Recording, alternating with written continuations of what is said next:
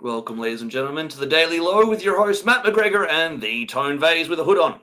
Oh, there it is, the big reveal. How's it going, Yes. mate? Good morning. Good. Well, the price of Bitcoin ain't great, but let's get the show done early so we have the rest of our day. Well, for you, it's night. No, I need the time. I've been working like a miner out here and trying to do it without, as somebody pointed out in the chat last night, Matt, where are your glasses?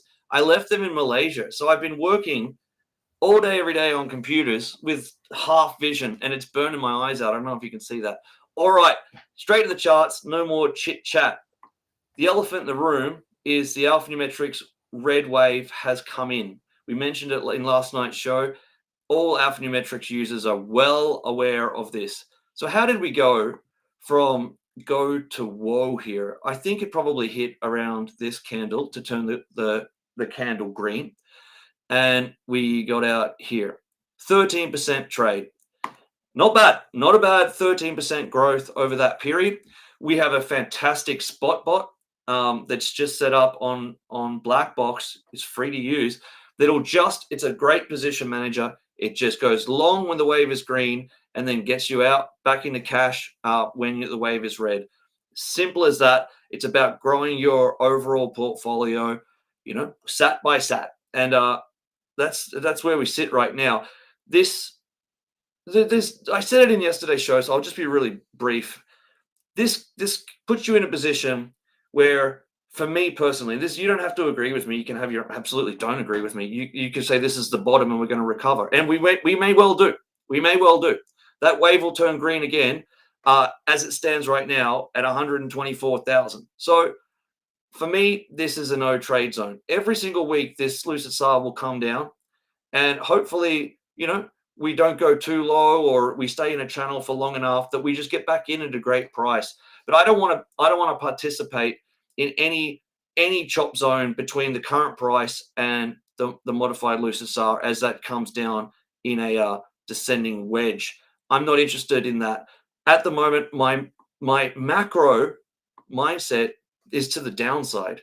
I see a great potential for buys at lower prices that might come in as a daily green diamond at any price at 100,000, for example. It might be a 3-day green diamond at any price.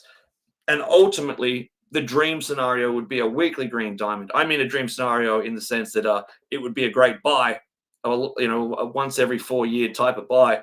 But it's a bad situation because that would either take a really long time to get it to come in, 6 months further at consolidation, or a very dramatic crash. So I don't really want to see either of those situations. I'm just putting it out there. That's what I'm looking for in the immediate short term. I think Tony and I were right on the money last night when we said that we were no longer bullish.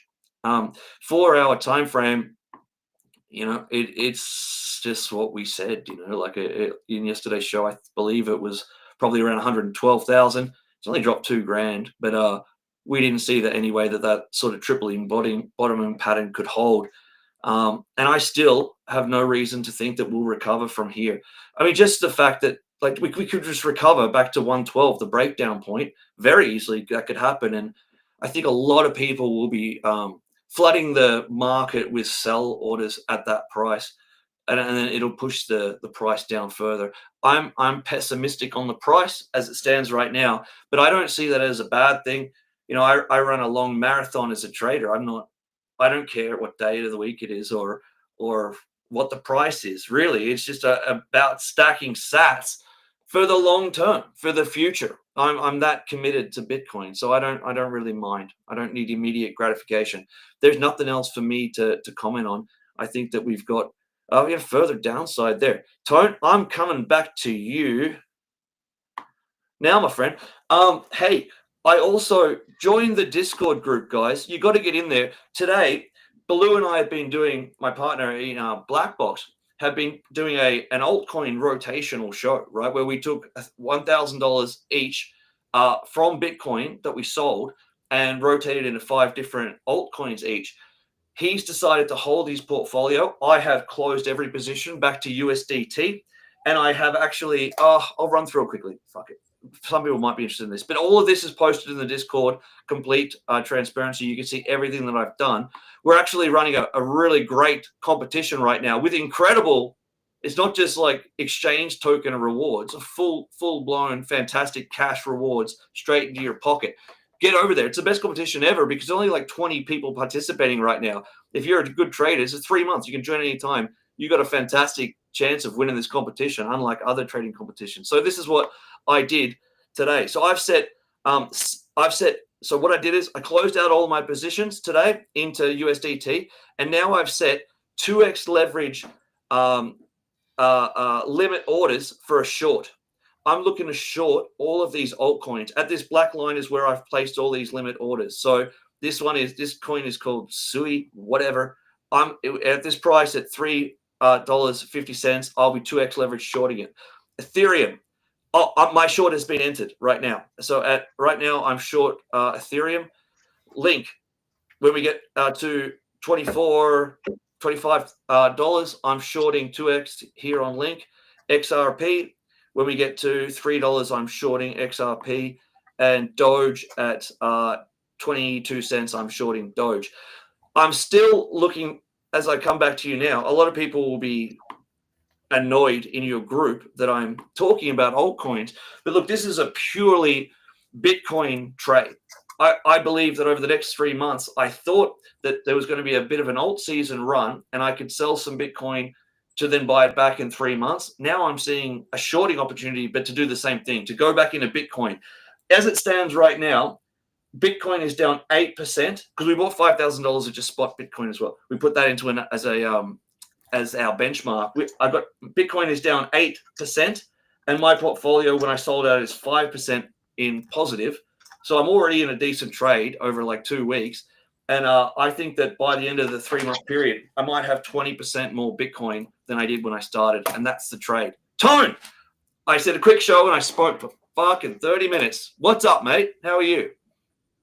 All right. Like and subscribe. I'm good.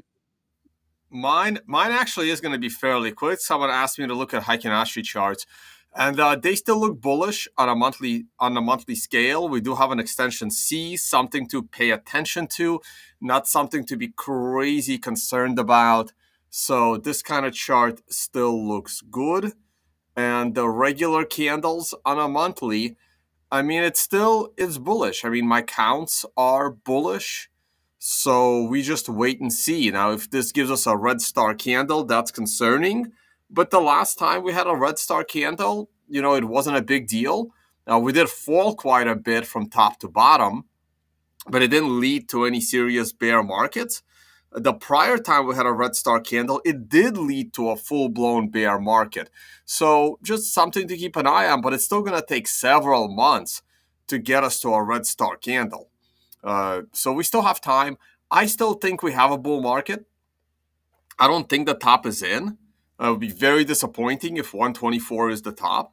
There's all this talk about someone selling 80,000 Bitcoin. I mean, eventually that's gonna, get absorbed by the system, and that's another big early whale that is no longer a part of the game.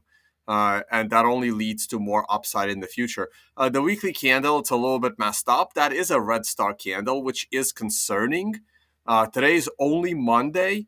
I would like for this red star candle to go away. And it's very, very possible that we lose this red star candle by the time this candle ends. Also, the last time we had a red star candle, it kind of ended the down cycle and then we started to tick up again. That's an encouraging sign. Of course, the red star candle before that, just like with the monthly chart, led us into an MRI buy that reversed the market. That particular MRI buy reversed the market at the 50-period moving average. I don't really want to see us get that low, but if we do get that low, that's my ultimate buy the dip. But let's talk about the current buy the dip. We are bouncing off of the 128-day moving average. And even though the wave did turn red, there's been occasions where Matt's alphanumerics wave turns red at exact same time as the low is in. It happens, right? Like no matter how awesome your indicator is, there is always a once a year situation where that indicator, says something, in the worst possible time. And I mean, it happened to me with uh, the MRI on the ultimate top in 2021 that happened on a green star candle. Like it happens, right? Like No, no indicators 100. perfect. Go ahead, Matt. Well, no, sorry to cut you off, mate. Like I make no claims that alphanumerics Right. perfect. It's just a tool that I like to use, and you'll agree that it's a handy little tool to have in your arsenal, but it's not definitive. God no, it's not. It is. Otherwise, why would I share it with everybody if it was like making Yeah. trillions of dollars? It's just a guide that I like to use. It's a combination of the things that I like, and I hope that you enjoy them too. That's it. And it so happens that alphanumerics flipped right as the price touched the 128-day moving average. I happen to really, really like the 128-day moving average. It's been both support and resistance in the past. And if you were to try and catch the dip, this would be it. It would be a time to catch it today. Now, catching this dip off of the 128, while it looks great over the last 12 hours or so, you are trying to catch it off of a red star candle on the daily MRI, which is a dangerous place to try and catch the dip. You are trying to catch it on the day the alphanumerics wave goes red, which is also a dangerous place to try and catch the dip. And you're also trying to catch the dip when overhead resistance is growing. You now have a resistance cluster between 112 and 113. And if we can break through that, now you got a double resistance cluster of the two moving averages. But as the moving averages spread out, it makes it a little easier to break them one at a time than trying to break the combo. So I don't know. I give it like a 25% chance that the low is in. I'm still leaning towards reaching the low ones, right? So going down into that 105, 107 zone, maybe even hitting that 200-day moving average. But hitting that 200-day moving average will still keep us above 100. Unfortunately, if we get there, that's, another double bottom situation that I would really like to avoid, because you just saw what happened with a double bottom situation over in the area of 112, 113, and it just blows right through it. So I would like to avoid the double bottom at 102, 103. So if we're lucky, the low is in, and we go from here. But we have to see. I am still out of the market. I have to wait until we get to that 116, 117 area before I go long. But if there was a time to go long, if you wanted to try to catch the dip, I don't want to say you missed it. But anywhere between, if we go back to 109, that's it. I wouldn't try to catch it again. So if you missed the 109 buy, you need to buy it at 110 or above, because if we go, yep, I see your hand, man. If we go below 109 and a half, I think the 128 days toast. So you have such a tight stop loss that it may be worth it to try and catch the dip right now. Go ahead, Matt. I agree with you completely. But for me, I'm not looking to buy, as I said, in this range at all. But look, we've got a heap of really good questions here, and I want to go through them. There's one here. I'll bring it up. What is the stop loss on my ETH trade? Well, mate, I've got zero stop loss on that ETH trade. It's a 2x leverage trade, and I'm using $1,000, which is, I don't want to say what percentage of my portfolio, but not. It's already, the risk is already built into the trade. It's a minimal amount of money that I'm happy to run that without a stop loss.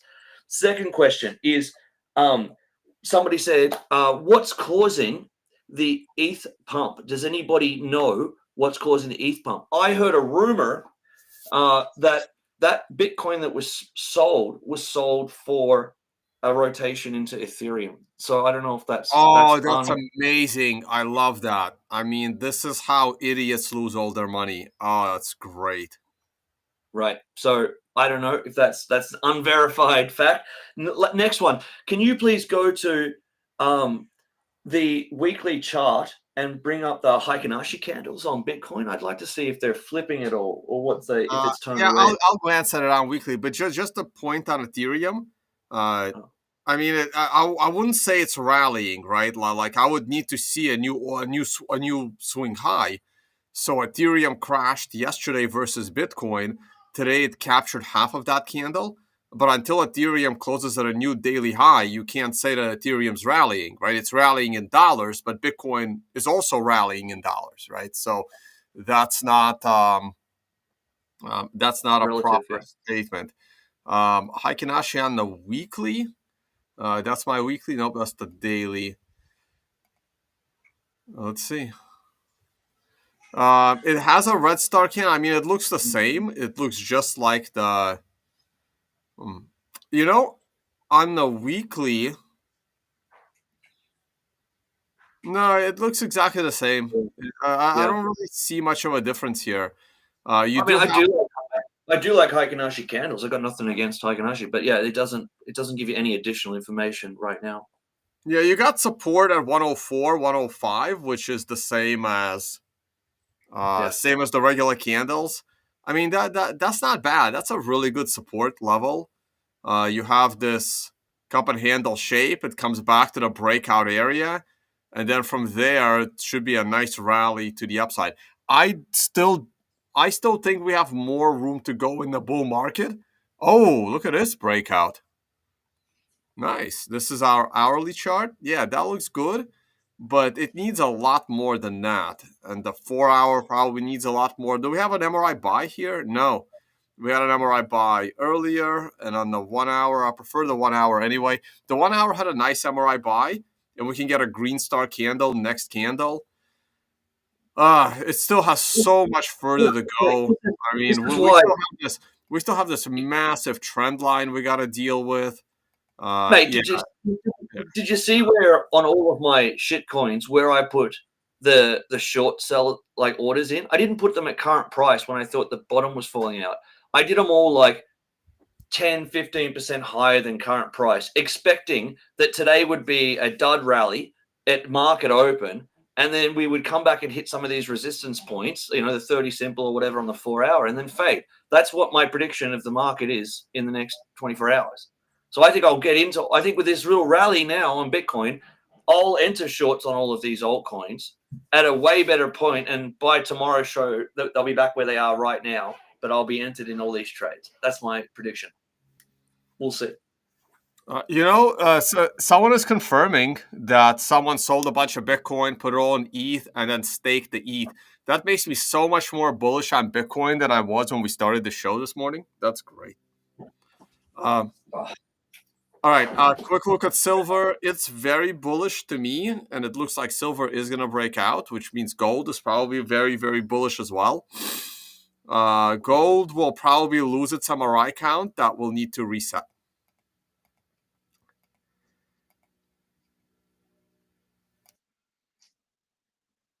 I don't have any open short orders on Bitcoin. No, I don't. That's pretty much it. I don't really have anything else to Well, I add. think that's a good summation. We'll touch back tomorrow. We've put our flags in the ground. We'll see what happens tomorrow. I think it's a very interesting time. Bloody interesting time. I love it. Someone is asking you to look at the chart that helped me call the January low. I don't remember what that would have been. Sorry. All right. Anyway, we took a look at a bunch of questions. And yeah, thank you for watching, guys. Matt, close us out. Yeah, thanks, guys. Thank you for 210 people currently watching. It's brilliant that you've stayed with us throughout the highs and the lows. We'll be there for you. Hey, tomorrow I'm going to go meet Sonia over in Tokyo and take her out to Kawakuchiko and whatever. So I'll try and jump on a show, but it might be one of those ones where I'm in the street. We're still live, Matt. Do you want me to end the stream? No, I'm letting the people know. I'll do the walk and talk tomorrow from Tokyo City, probably. Do you know when I join the show? Oh, yeah, cool. It'll be cool for her to say hi on the show. She works at an exchange. Excellent. Thank you so much. Cool. Later, guys. Thanks, guys.